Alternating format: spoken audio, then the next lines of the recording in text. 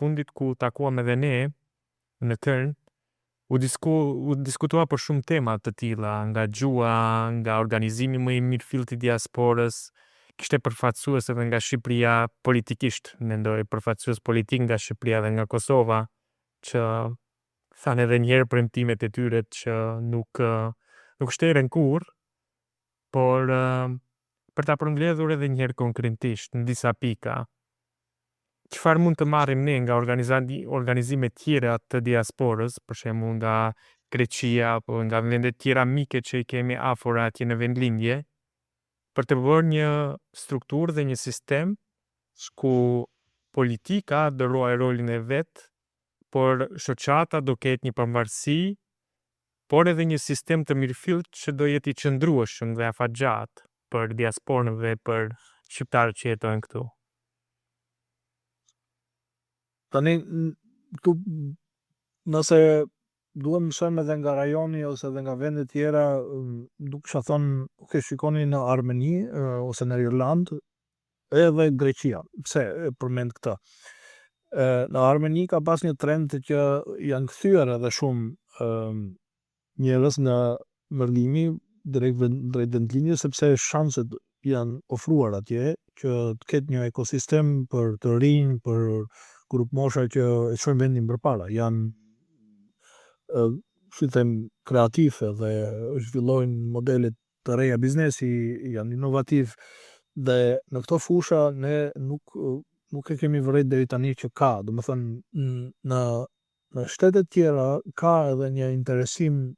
institucional se si do të pozicionohet ai shtet para botës dhe çfarë don t'i tregoj botës. Dhe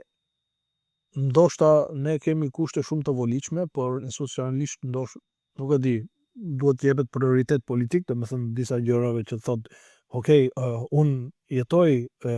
ose frymëzohem nga ajo kur njerëzit që janë në botë të ndihmojnë shtetin tim të lidhen më mirë, të zhvillohen më mirë, të sillin projekte, të sillin turizëm, të sillin këtë. Dhe ky potencial është, për sipas mendimit tim, të jetë i pashfrytzuar. Të jetë i pashfrytzuar edhe nga Republika e Shqipërisë, edhe nga Republika e Kosovës. Sigurisht kanë agjenda politike të cilat i ndjekin dhe nga ata domethënë motivohen, por ajo është njëra gjë. Domethënë institucionet ngelin, politika ndron, partitë ndrojnë, por nuk ka një plan, program afatgjat konsoliduar se çfarë duhet të arrijmë. Unë thash, kemi një gjuhë shumë të izoluar, kemi një bagazh të madh kulturor historik, që tani fillojnë të njohin UNESCO e tjera. Çfarë do ndodh edhe tek neve, për ta sjell këtë që përmenda me Greqinë, është se shumica e asaj gjeneratës parë që ka ardhur në diasporë, ata thonë unë sapo të dal në pension do kthehem, nuk do qëndroj këtu. Që thonë, domethënë babi im ka treguar këtë edhe të tjerë më herët, thonë që nuk duan të qëndrojnë sepse ai s'ka qenë qëllimi asnjëherë të qëndrojnë për gjithmonë, por gjithë jetën e tyre të kaluan këto dhe shkojnë në fazën e fundit, domethënë në vendlindje. Greqia në vitet 80 që e pa që u shter, domethënë territori vet nuk e ikur njerëzit në perëndim dhe u detyrua pastaj të mendoj se si mund t'i kthej ata njerëz prapë. Ka një shtresë që kthehet vet, domethënë janë ata pensionistët,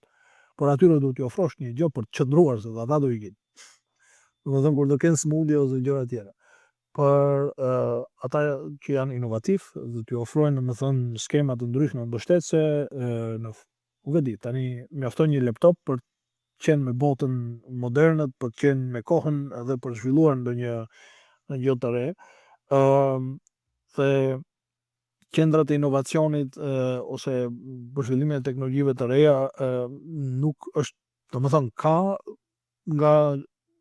institucionet në vend atje përpjekje për këtë, por nuk është në një nivel të mirëfillt, sepse bëjnë siç din vetë, nuk marrin domethënë pranë ekspertizën që kanë krijuar shtetet tjera. Dhe në fushën në Irlandë, për shembull, Irlanda ishte vend i varfër deri kur shkuan të gjithë kompanitë e mëdha të botës dhe Tani unë dhe ti nuk besoj që do të gjejmë një banesë të lirë në Irlandë për vendbanim për shembull.